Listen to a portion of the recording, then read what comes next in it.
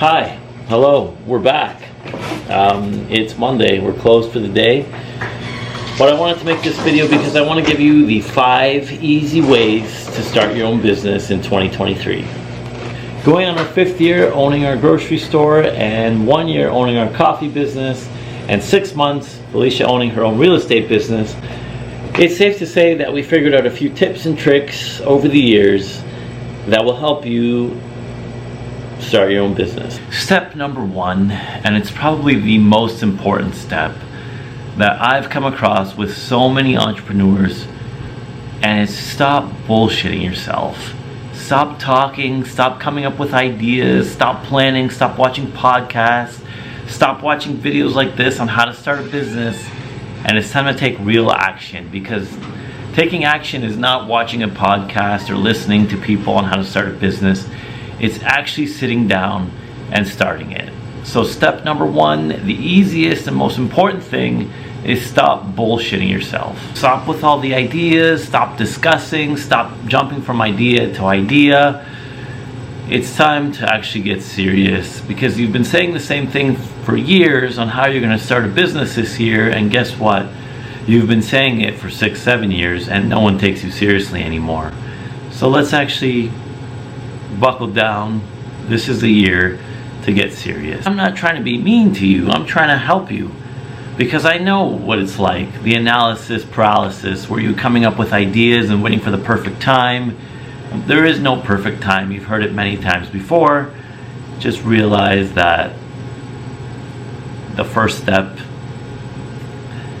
is literally the first step, not the first thought. The second easy way to start your business is to get involved in the industry that you're trying to start.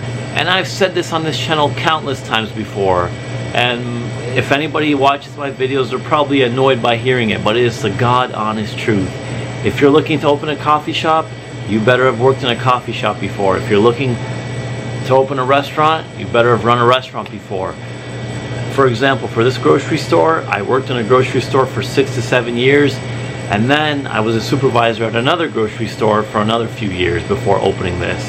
That is not a requirement. You don't have to spend 8 to 9 years in the industry, but I would say at the very minimum, give yourself 1 year of running the operations of a very similar business that you're about to start, and you will be much in better shape than you would be if you never did that. And this gives you the chance to understand if you're actually going to enjoy the business, if you're actually going to enjoy the day-to-day operations. Because you just going and thinking and watching videos or visiting restaurants or businesses or cafes that you'd like to open isn't the full truth. You sitting in the back of a cafe watching it and observing it isn't the reality of the paying the bills, the 16-hour days, the no profit for the next 2 to 3 years. That's the reality that you'll understand if you actually run the business yourself for somebody else. That would be the ideal situation. If you can't do that, you will have to be an employee somewhere and work your way up to actually running the shop for someone else. But you need that hands-on experience that cannot be taught in schools, cannot be taught in books, podcasts, lectures, videos like this. You need to get in the industry that you're willing to start. Speaking of starting businesses, I wanted to show you our very own coffee line. We have come up with our own coffee. Everything this channel has created, we've put back into this business. If you want to try the coffee that we roast and serve in our shop every single day, you can go down to 13grandcoffee.com. I'll put it in the link in the description. You can give it a try, and thank you to anyone who's already tried it. This is some of the best coffee in the world. If you can't support this way, just a simple like and a subscribe really helps this channel grow. We really appreciate everyone on this journey. So, step number 3, an easy way to start your business. This comes with the financing side of the business. You're going to need some money to start. Either you're going to start small, or you're going to partner up with someone who's already starting. Now, this way would probably be ideal if you had some connections in the industry, which would come with being in business in the industry, like I mentioned before. And if you don't have the money to start your own business, you're going to have to do it this way, where you partner with someone who's about to start the business you're interested in. and you won't be putting as much money in, but you'll be putting in the hours and the sweat equity to become a part owner in this business. It may be a lot more complicated than I'm talking about. That'd be something to arrange with the partner that you're starting the business with. However, with $0, you can't really start many businesses unless you're going to start very, very small, maybe at farmers markets or, pop-up shops, something you can do at certain events. But if you really have no money to start and you want an easy way to get into the business you want to start, find a partner, find someone you trust and can guide you and help you become part owner of a business without too much of your own money in, and more of a higher work to money ratio is what you're going to be offering. And then with the experience that you already have, you'll be a valuable asset to this partner who may have more experience than you or less, but at least you have that on your resume, that you have the industry experience that's needed to run this business. For example, for me, the first question I was asked when I asked for a business loan was, have you worked in the industry? Once I told them, yes, I've been in this business 8 years, I know what I'm doing, it was a checkbox, a satisfied checkbox in their list of questions to ask before taking a business loan. It came with how much debt do you have, how much of your own money is going in. So keep that in mind if you're going the business loan route. Step number 4 is you're going to need to do something you actually enjoy, or it will just become another job you never enjoyed anyway. And I see this all the time. People jump into businesses that they think are going to be amazing, and they get hit with the reality that they actually never enjoyed it at all, and now there's no escape. When you open a business, it just doesn't go away. You sign leases, you invest money, you invest the time to build out the spaces.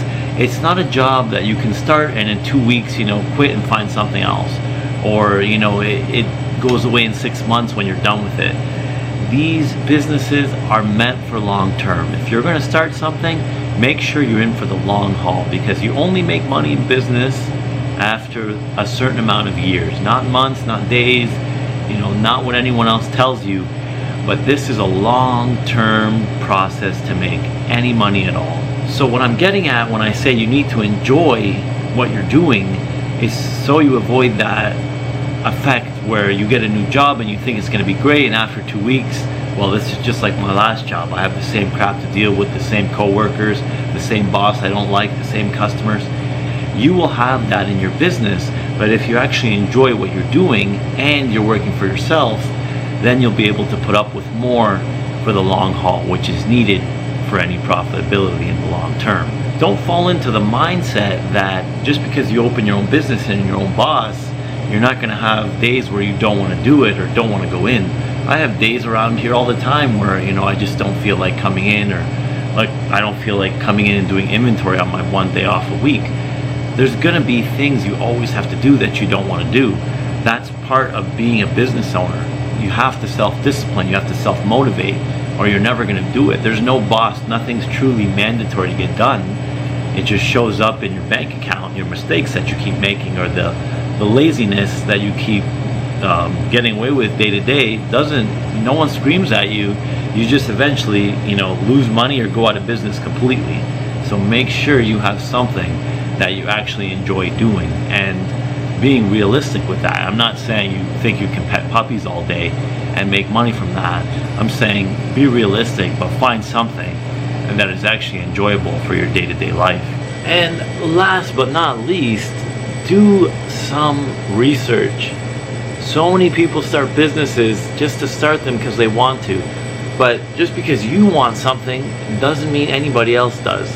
Just because you think something is good and needs to be done doesn't mean anyone else cares. And that's not to say that maybe your idea will take off and become something, but at least do some proper market research in your general area.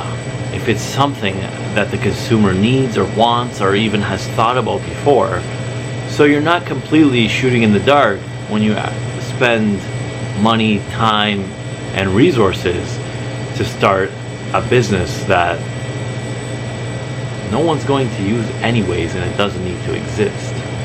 Before you start your business, you're trying to prevent and minimize the amount of risk that you have for failure. By doing any kind of research, you're lowering that chance because you give yourself a better idea if your business will actually be used as much as you think it will be used. And usually entrepreneurs always overestimate how busy they're going to be in the first year or two.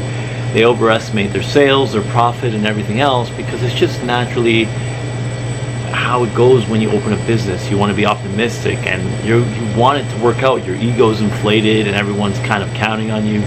So you overestimate that. But with the proper market research, we have some at least concrete evidence or idea on what is going to happen in the next 6 months to a year at least before things really start to build and take off for you.